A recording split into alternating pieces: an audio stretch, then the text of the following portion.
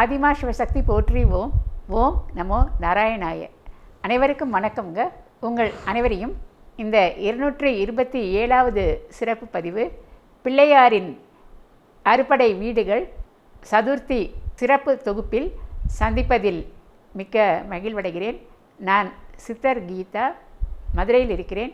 நான் 17 ஆண்டுகளாக அம்மன் ஆதிமா சக்தி மற்றும் ஆதிசிவன் மூலமாக சைக்கிக் ரேக்கி எனப்படும் உயரக ரேக்கி சிகிச்சையை செய்து வருகிறேன். செய்வது அனைத்தும் அம்மன் தான். சித்தர் என்று கூறப்படுவதும் அவர்கள்தான். நான் அவர்களின் கருவியாவேன். எவ்வாறு செய்து வருகிறேன் என்பதை அறிமுக விளக்கம் என்ற குறு வீடியோ மற்றும் ஆரம்பகால பதிவுகளில் நீங்கள் காணலாம். மேலும் யூடியூபில் திரு BK சரவணகுமார் அவர்களுடனான நேர்காணலிலும் நீங்கள் காணலாம். அதனுடைய லிங்கானது டிஸ்கிரிப்ஷனில் உள்ளது. குமுதம் பக்தி மற்றும் ஆன்மீகம் இதழ்களில் குணப்படுத்திய வியாதிகள் மற்றும் சைக்கிக் ரேக்கி பற்றிய விவரங்கள் விளம்பரங்களில் தொடர்ந்து வந்து கொண்டுள்ளன. இப்போது நாம் பதிவுக்குள் செல்வோம்.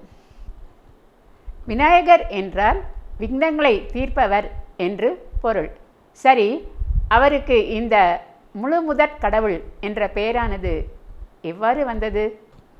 பல கோடி சரீரங்களில் வினைக்கு நாயகனாக நம்மை மனிதனாக உருவாக்கிய உயிரை, அதாவது ஆன்மாவிற்கும் தலைவனே ஆதி மூலம். தனது 5 கரங்கள் தும்பிக்கையுடன் கொண்டு அங்குச பாசத்தால் யானையை அடக்குவது போல் தனது இந்திரியங்களை அடக்கி கணங்களின் நாயகனாக கணபதி என்று திருநாமம் கொண்டு விக்ன வினைகளை நீக்கவல்ல முழு திறன் கொண்டதாலேயே இவர் முழு முதற் கடவுள் ஆகிறார். ஒவ்வொரு ஆண்டும் ஆவணி வளர்பிறை சதுர்த்தி தினத்தன்று நாளை கொண்டாடப்பட இருப்பது போல் பிள்ளையார் சதுர்த்தி பாரதம் எங்கும் சிறப்பாக கொண்டாடப்பட்டு வருகிறது. முருகனுக்கு 6 படை வீடு இருப்பது போல் நமது பிள்ளையாருக்கும் இருப்பது அனைவருக்கும் தெரிந்திருக்க வாய்ப்பு இல்லை. தெரிந்திருந்தாலும் அவற்றின் சிறப்பம்சங்கள் பற்றிய விளக்கங்களுடன் கூடிய பதிவு இப்படை வீடுகளின் மகிமையை தனித்துவமாக எடுத்து உரைக்கிறது. கண்டு மகிழுங்கள். பிள்ளையார் என்றாலே குறும்பு தான். அமைதியாக ஏதும் தெரியாதவர் போல் அமர்ந்திருப்பவர் செய்த ரசிக்கத்தக்க குறும்புகளை புத்தாண்டு பொலிவுற வழிகாட்டும் வெற்றி விநாயகர் பதிவு 139 கண்டு மகிழுங்கள். அவற்றில் பல்வேறு தேவார பாடல் பெற்ற திருத்தலங்களில் அவர் செய்த குறும்புகள் மற்றும் உதவிகள் இடம்பெற்று உள்ளன. படைவீடு என்றாலே இறைவன் தீய சக்திகளை அழிக்க போர்க்குணத்துடன் எழுந்தருளியிருக்கும் வீடுகள் என்பது பொருளாகும். இப்போது முதல் படை வீடான திருவண்ணாமலையில் அவ்வாறு எழுந்தருளி அருள் பாலிக்கும் அல்லல் போம் செல்வ விநாயகர் குறித்து பார்ப்போம். அக்னி சொரூபமாக அண்ணாமலையார் வீற்றிருக்கும் திருவண்ணாமலை கோவிலில் ராஜ கோபுர இடதுபுற தூணில் எழுந்தருளி அருள் தரும் செல்வ கணபதி தொன்மையான முதல் படை வீட்டு தலைவர் ஆவார். விவேக சிந்தாமணி என்ற தொன்மையான நூல் இவர்தம் பெருமையை சிறப்புற எடுத்துரைக்கிறது. அல்லல் போம், வல்வினை போம், அன்னை வயிற்றில் பிறந்த தொல்லை போம், போகா துயர் போம், நல்ல குணம் அதிகமாம், அருணை கோபுரத்துள் மேவும் கணபதியை கைதொழுத கால். இதன் பொருளாவது திருவண்ணாமலை அருணாச்சலேஸ்வரர் கோவில் கோபுரத்தில் விளங்கும் செல்வ விநாயகரை கரம் குவித்து வணங்கினால் துன்பங்கள் நீங்கும், முற்பிறவியில் செய்த பாவ வினைகள் அகலும், தாயின் கர்ப்பச்சிறையில் 10 மாத காலம் தங்கி பிறந்த தொல்லைகள் அகலும், நீக்க முடியாத துயரங்கள் அகலும், நமது நல்ல குணங்கள் ஓங்கி வளர்வதால் பெரும் நன்மைகள் விளையும் என்பதாம். இச்சிறப்புமிக்க செல்வ கணபதியை தொழுதுவிட்டு 2ஆம் படை வீட்டுக்கு வருவோம்.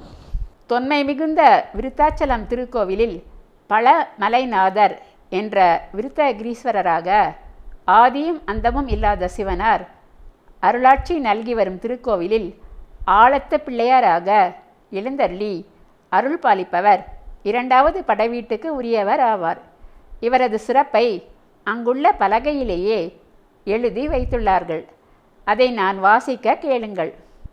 அருள்மிகு ஆலத்து விநாயகர் சன்னதி இத்திருக்கோவில் தரைமட்டத்திலிருந்து சுமார் 15 அடி ஆழத்தில் அமைய பெற்றுள்ளது. ஆதியில் இச்சன்னதியின் நிலமட்டத்திற்கு கீழே இவ்வூர் அமைந்து இத்திருக்கோவிலை சுற்றி அகழியாக இருந்ததாக அறியப்படுகிறது. முருகப்பெருமானுக்கு அறுபடை வீடுகள் போல் விநாயகப் பெருமானுக்கு அமையப்பெற்ற 8 திருத்தலங்களில் இது ஒன்று ஆகும். இதே போன்ற சன்னதி அமைப்பு ஸ்ரீ காளஹஸ்தியில் இருந்தாலும் கூட இச்சன்னதி அதைவிட சிறப்பு வாய்ந்தது ஆகும். சதுர்த்தி மற்றும் சங்கடஹர சதுர்த்தி நாட்களில் இவ்விநாயகரை வேண்டி சிதறு தேங்காய் நேர்த்திக்கடன் செலுத்தினால் எண்ணியதெல்லாம் இனிதே நிறைவேறும் என்று நம்பப்படுகிறது. இப்பெருமையை வேண்டி எல்லா வளமும் பெறுவோம். 8 படைவீடுகள் என்பது மீனாட்சியம்மன் கோவிலில் உள்ள முக்குருணி விநாயகர் மற்றும் காசி விஸ்வநாதர் கோவில் தலைவாயில் முகப்பில் அமைந்துள்ள துண்டி விநாயகரையும் சேர்த்து குறிக்கும். அந்த விநாயகர்கள் சிறப்பையும் இப்பதிவில் நாம் பார்ப்போம். 3வது படைவீடாக நாம் பார்க்க இருப்பது நீண்ட ஆயுள் நலம் வேண்டி கொண்டாடப்படும் சஷ்டியப்த பூர்த்தி மற்றும் சதாபிஷேகம் தினமும் கோலாகலமாக நடைபெறும் திருக்கோவிலான திருக்கடையூர் அமிர்தகடேஸ்வரர் கோவில் ஆகும். அபிராமி பட்டர் அபிராமி அந்தாதி பாடி பௌர்ணமி என்று அமாவாசையை தான் கூறியதை மெய்ப்பிக்க நிலாவை வரவழைத்ததும் அத்திருக்கோவிலில் தான். தேவாசுரர்கள் திருப்பாற்கடலை இந்த திருக்கடையூரில் அமிர்தம் வேண்டி கடைந்தபோது முதல் மரியாதையை விநாயகருக்கு செலுத்த மறந்து இருந்தனர். அதனால் அமிர்தம் வெளிப்பட்டவுடன் அந்த கலசத்தை கையில் எடுத்துக்கொண்ட பிள்ளையார் அதை ஒளித்து வைத்து விட்டார். பின்னர் தேவர்கள் தங்கள் தவறை உணர்ந்து மன்னிப்பு வேண்ட அதை திருப்பி கொடுத்தார். ஆகவே அவர் கள்ள வாரண பிள்ளையார் என்று செல்லமாக அழைக்கப்படுகிறார். கோவிலின் வெளிப்பிரகார சுற்றில் இக்கதையை விவரிக்கும் சித்திரங்களை நாம் தரிசிக்கலாம். 4வதாக நாம் தரிசிக்க இருப்பது மதுரை மீனாட்சியம்மன் கோவில் சித்தி விநாயகர் ஆகும். அம்மன் சன்னதிக்கு செல்லும் வழியில் நுழைவாயிலுக்கு சற்று முன் உள்ள இவர் அரசர்கள் முதல் ஆண்டிகள் வரை காரிய சித்திக்காக வேண்ட அதை அருளுபவர் ஆதலால் இத்திருநாமம் கொண்டார்.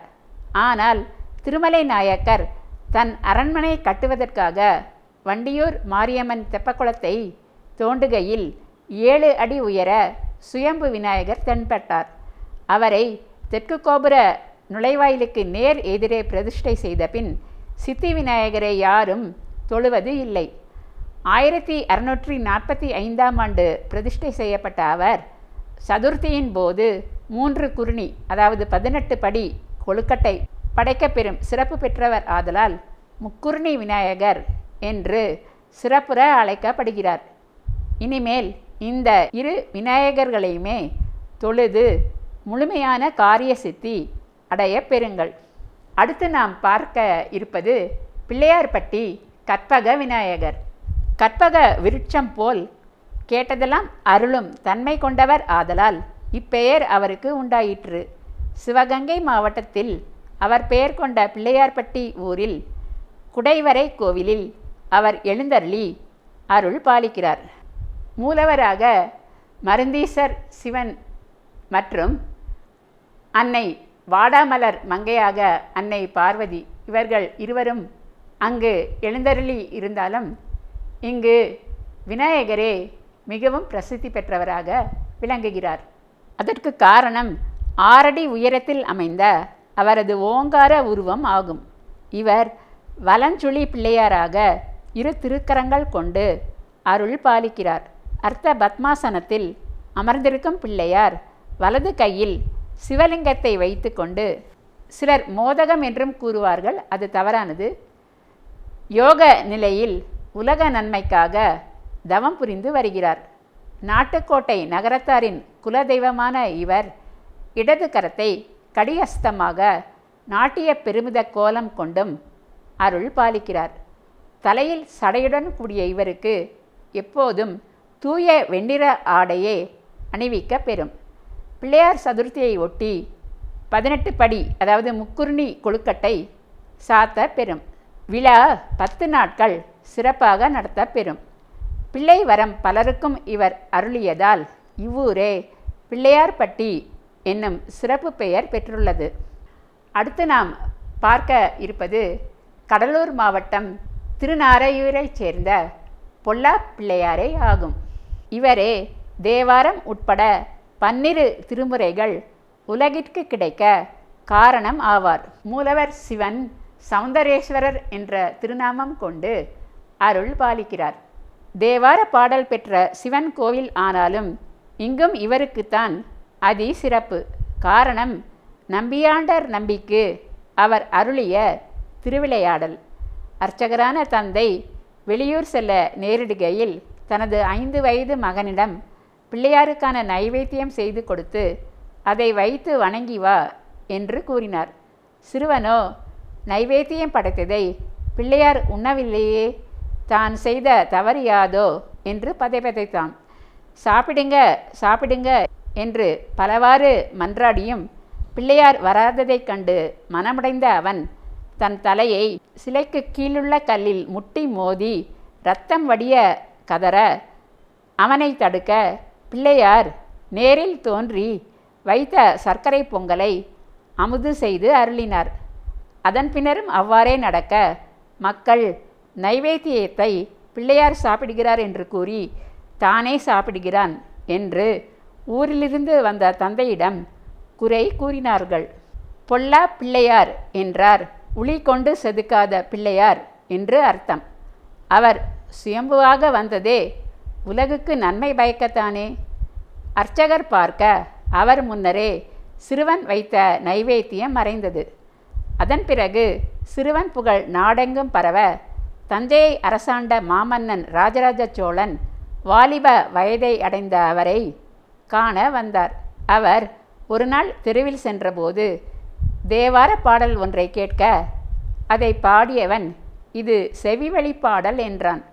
அந்த திருமறைகளை தேடி அலைந்த அவர் பிள்ளையார் உண்ணும் அதிசயத்தை காண எண்ணி படையல்களுடன் வர நம்பியாண்டார் நம்பி இரட்டை மணி மாலை பாடி பிள்ளையாரை உண்ண வைத்தார்.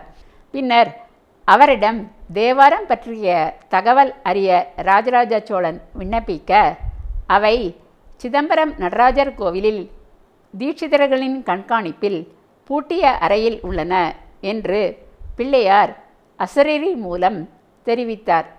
உடனே இருவரும் அங்கு சென்று அவற்றை கேட்க மூவர் அதாவது அப்பாடல்களை பாடிய அப்பர், திருஞான சம்பந்தர் மற்றும் சுந்தரர் வந்தாலே திறக்க இயலும் என்று கூற சோழப் பேரரசர் மூவர் சிலைகளை கொண்டு வந்து திறக்க வைத்தார்.